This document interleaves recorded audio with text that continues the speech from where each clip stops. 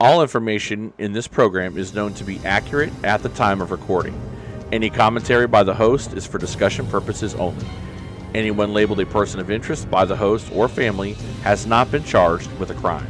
All suspects charged with crimes related or unrelated to a case covered are innocent until proven guilty in a court of law. Opinions and views expressed by the host do not represent views of the families or sponsors of this program.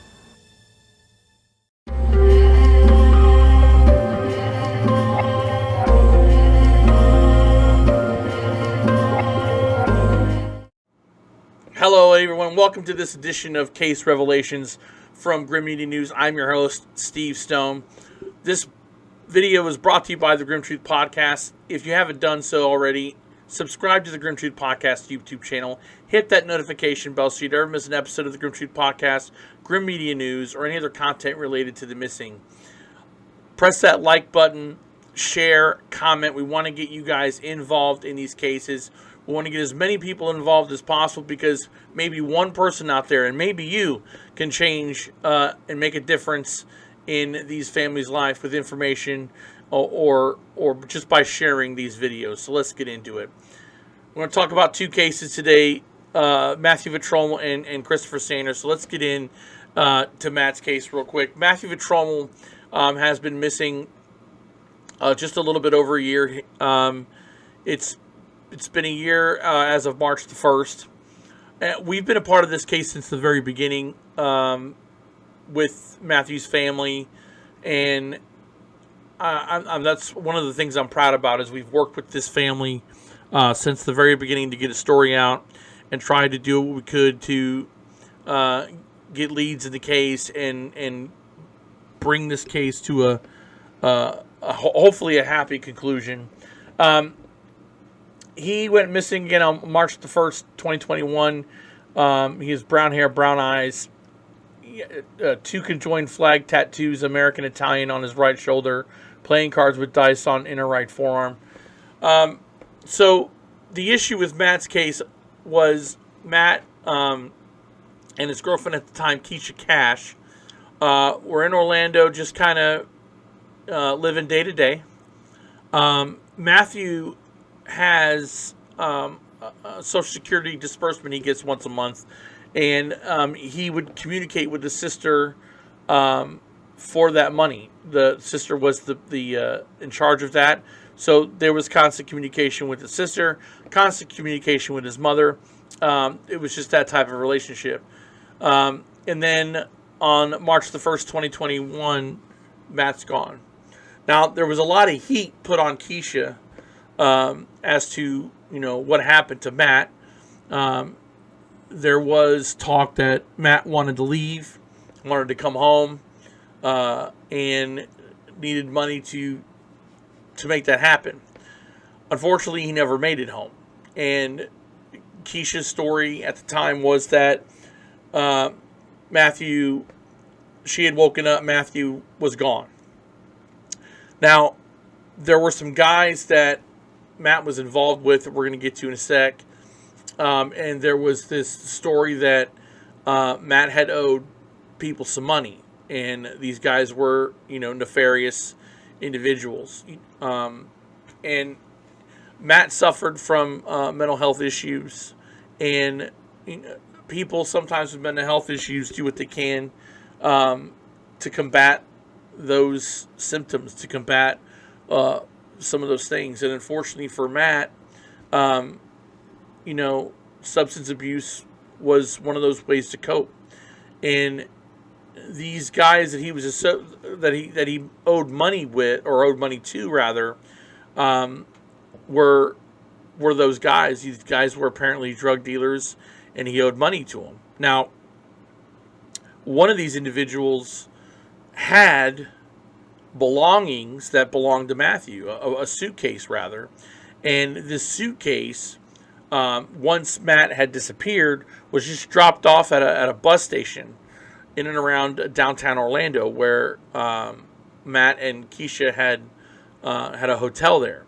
So these individuals, one of them is you'll see Joel Nelson here and Jamal Bailey. These were the two individuals that were in contact with Matt, that Matt had owed money to, and these guys have extensive criminal background, and they're not nice guys.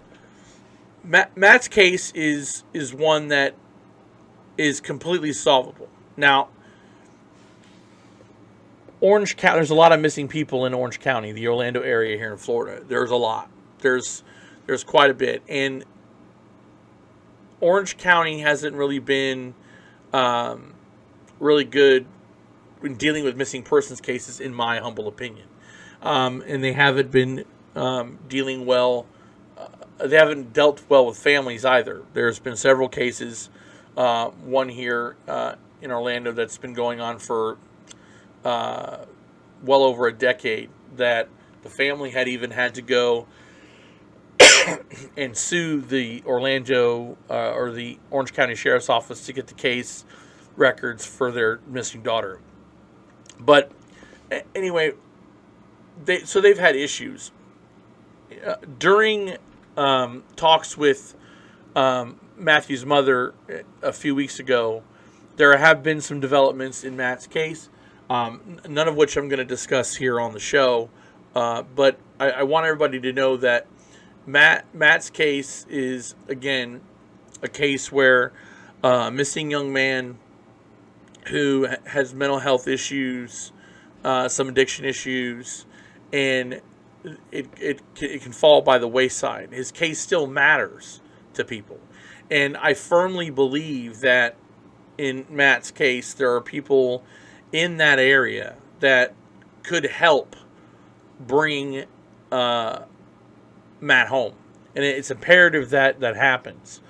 The fact remains that the longer that his case goes on, the harder the case is to solve, the harder it is to find him. And we want to get these cases as early as possible so that there stands a better chance of finding Matt, or there stands a better chance of finding out what happened to Matt. And these things are very important. It is so vital that law enforcement do more when it comes to dealing with people with stigmas, whether it's criminal backgrounds, mental health issues, drug addiction. There has to be more that has to be done. And I think if law enforcement looks past these things and just focus on the fact that the person's missing, can make such a big difference. I've said this 1,000 times, and I will keep saying it, and challenging law enforcement to change the way you guys operate and follow the case like you would any other case. Like if it was a blonde-haired girl missing from the suburbs that didn't have any issues as far as criminality, drugs, mental health issues. I think that the bedside manner, for lack of a better term, with law enforcement, also with the family. Now, again, I want to state that Matt's case, it really does have some traction, and there are following up some leads, and that's good. And we want to continue to promote this case in such a manner that we keep showing his flyer, we keep putting his face out there, because it matters, his family matters, he matters, and it's all about getting the information that leads to the truth of what happened to Matt and bringing him home. So if anybody has any information on the missing case of Matthew Vetromile, please contact the Orlando Police at 321-235-5300. Again, that's 321-325-5300. You can email me, stevestone@thegrimtruth.com. And if you need to, you can remain anonymous. Matt has a wonderful family that has done everything. Matt's mother is actually down out in Florida right now. I wish we could hook up. My schedule just hasn't been allowed me to hook up with her, but she's a wonderful mom, and she's doing everything she can for her son. The close-knit family, and they're on top of it, and they set an example of how families need to take on their missing loved ones cases. And so to Carla and the entire Vetromile family, we stand with you as always, and we will be here as long as you need us to keep promoting Matt's case and getting his name and face out there. And we won't stop being his voice until he comes home. The next case we're going to get into, Chris Sanders. We've been the flagship for Chris Sanders since day one. It's been the case I started on. And Chris Sanders' case makes me sick to my stomach. And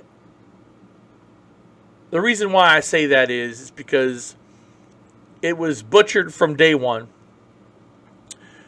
Stories and rumors were able to get out there, and the whole setup for the case was piss poor, and let me explain why. Chris's case failed from the get-go because people saying that, oh, Chris takes walks, like he takes a walkabout, like he's an Australian. Those people go on walkabouts, they'll go for 6 months, a year, and that wasn't Chris Sanders. Chris Sanders didn't do this walk to get away from people. It didn't happen. One other thing that pisses me off is the lack of attention that Chris's case got from people close to Chris. And, it's easy to pile on people, and I've done that in the past, and I'm going to continue to do that because this should not have gone this way. And there's a lot of people to blame. And in following Chris's case and uncovering things, and I've uncovered new things that I'm going to be talking with Texas Rangers about. But here's some people that have interjected themselves in Chris's case, that one person in particular who, in my opinion, needs to come forward and talk unless he's scared, unless he's looking for 15 minutes of fame. And this is going to be Payne. Payne Carpenter has been interjected in this case by his own volition. He's been talking out of both sides of his mouth, and people have made attempts to contact Payne and see what he knows, because apparently he knows a lot. Apparently he knows where Chris is. That he said that he's helped move Chris several times. So, he's put his name out there, and he's someone that needs to talk to me. And I'm looking for him, and I'm going to find him. You don't put yourself in a case, and if you didn't do anything, and I'm speaking directly to you, sir, if you didn't do anything, there really isn't a reason to put your name out there. And he's named names. Sources that have come to me, he's dropped some pretty heavy names. And I'm not going to put that out there because I need corroboration. Corroboration is important.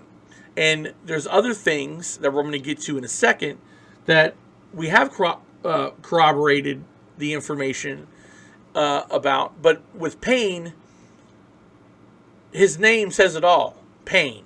Because he's a pain in the ass in this case, because he's put stories out to people about he got a dog he was told to hang on to a dog for Chris's dog and these other things. But when you're trying to verify this stuff, he's under a rock.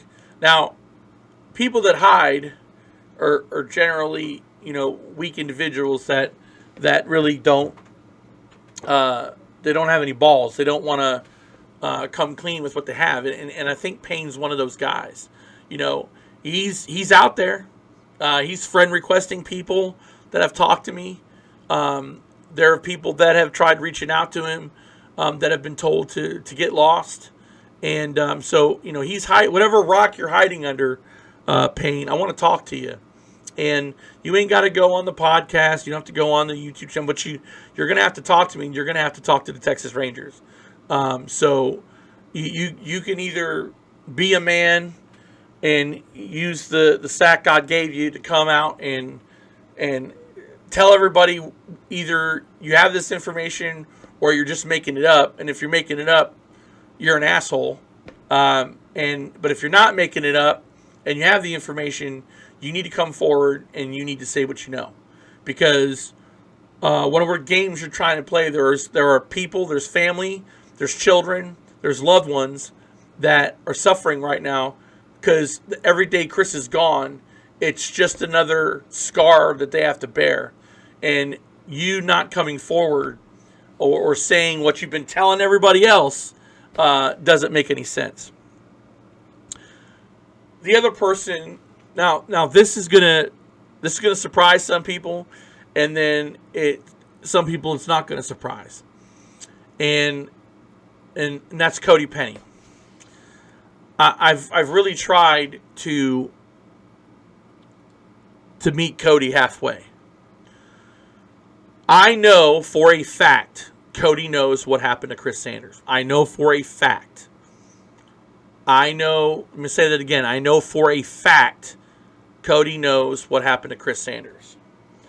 Now, I've been very aggressive when it comes to Cody because I don't like the fact that when you say that you're a friend or you're a brother, you're a loyal family member, and you could smack this case wide open. He potentially has information that could bring Chris Sanders home. Now, we're not kidding ourselves here, ladies and gentlemen. I don't believe Chris Sanders is alive, and a lot of people understand that. We know that Chris is not going to walk through that door and with that smile and say, "Hey, here I am." Somebody in Chris's circle took him from his family, his children, and did something horrible and then made him disappear. Cody knows this. How Cody knows? Because Cody has said so. I have sources that have spoken to me directly on multiple occasions that have told me that Cody knows. Not only does he know, but he said so. Cody has made statements to the effect that he knows what happened to Chris, that Chris is dead, and he's not coming back. Well, Cody, if you know that shit, why aren't you saying it to his mama? The other thing is, I have found out just recently that the Texas Rangers want to talk to Cody Penny. They want to speak with him. They want to speak with him about Chris Sanders. So, where are you, Cody? You cannot sit and hide in your mom's house and not say what you know. If you're afraid that something's going to happen to you, that's a legitimate beef. And people could understand that. Because there's a lot of rumor, but then there's a lot of truth to some things. And if it's the case that you don't want to get whacked, or you're afraid someone's going to take you out because of what you know, then that's a legit feeling. But people can protect you. Now, I've had people close to you, Cody. People close to you have called me. Former friends, acquaintances, co-workers. You're all about that don't snitch mentality, I guess. And I get that. I understand that. But if you know something and you didn't do anything, you didn't have anything to do with Chris's disappearance, then somebody else did, it's your duty as a family member to come forward and say something. It's your duty, man. Chris was supposed to be your brother. So I don't get it. Statements that you have made, not that I have made, that you have made about Chris's case, this is where we're at now. So if you didn't have anything to do with Chris's disappearance, but you know something and you're afraid, okay, that's something that can be worked out. The Texas Rangers, from what I've been told, have been trying to reach out to you. So talk to them. You can't hide in your mom's house forever. You can't isolate yourself and tell people you're not going to talk about it, because we're past that now. We're really getting to the close to the top of this volcano. Excuse me. And when the top comes off this thing, you're not gonna be able to put the genie back in the bottle. And it's time to nut up and do the right thing. Now, people like Payne, who for some reason, either they know something or he's just trying to interject. But Cody, you know something. There's no way you don't know anything. There's no way that you don't know what happened to Chris. And it's all about doing the right thing. I sent you that list of questions. You never got back to me. And I've waited and waited and been patient. And you're making yourself to look like the bad guy. You're not. And if that's not the case, you don't have to be the bad guy. But you choose to have that shadow cast on you. You have not. So don't go with that narrative that you've talked to people or that you've not been interviewed by the police. You haven't. That's not an interview. And there are people that, again, that have been close to you, that you've known, that, man, they're not saying good things, Cody. And only you can